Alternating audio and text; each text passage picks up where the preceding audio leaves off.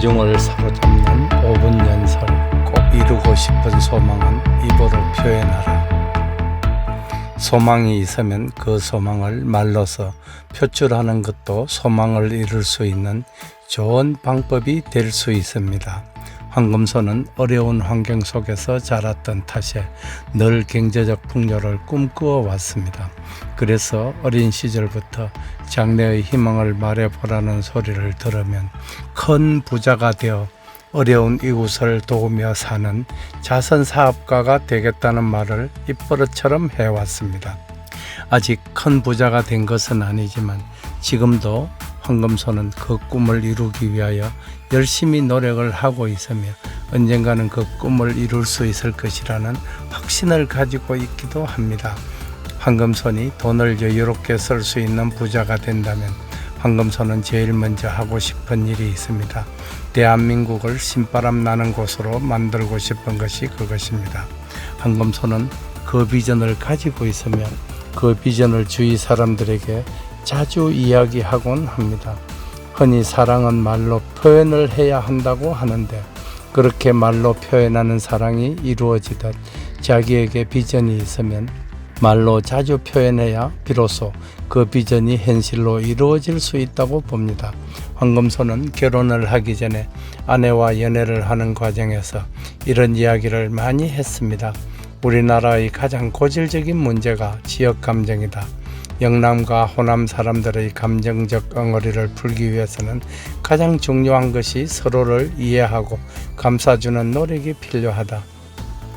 우리 세대에서 그 지역 감정을 다 없앨 수는 없지만 우리 세대가 다 지나가기 전에 우리가 지역 감정을 해소할 수 있는 씨앗이라도 뿌려야 한다고 말입니다.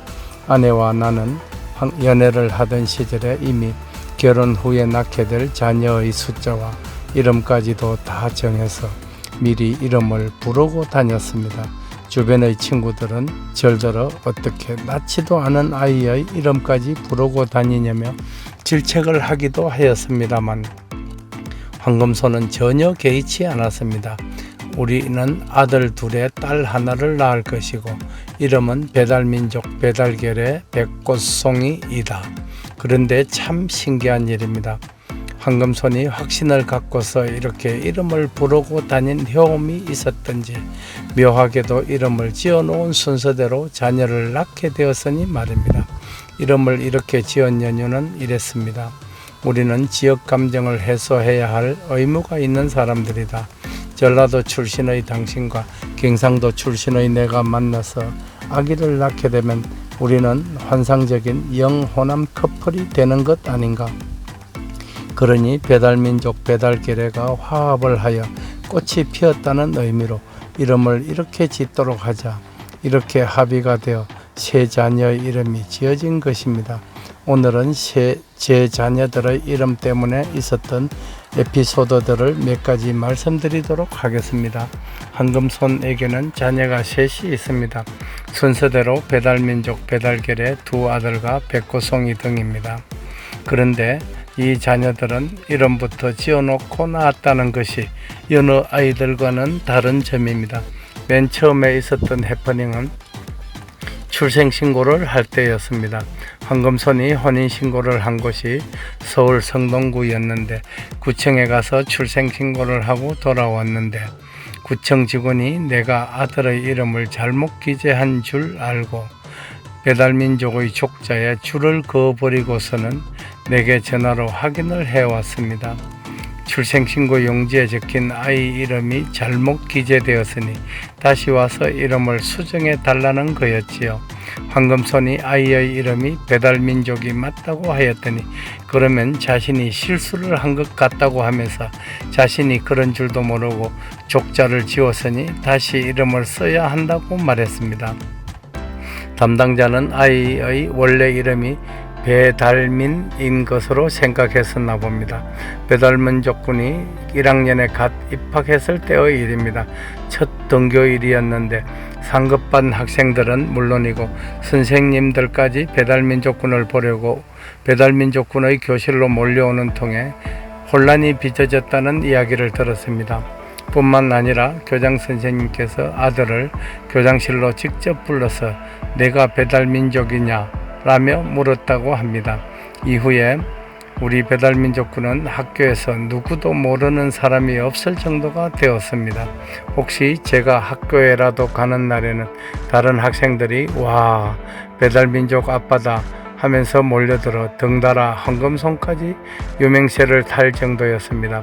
이름을 이렇게 특이하게 지어놓았더니 같은 반의 친구들은 물론이고 선생님들도 수업시간이나 학교생활 중에 배달민족을 찾거나 지명하는 일이 잦았고, 따라서 배달민족은 많은 사람들의 관심을 끌 수 있었으며 학교생활도 모범적으로 잘 했습니다. 만약 제 아들이 평범한 이름을 가졌더라면 그렇게 쉽게 기억하지 못했을지도 모를 일입니다. 또 한 번은 이런 일이 있었습니다. 1999년 봄이었는데 서울 강동구 성내동에 있는 중앙성교원이라는 유치원에 막내인 백고송이를 입학시키러 갔을 때의 일입니다.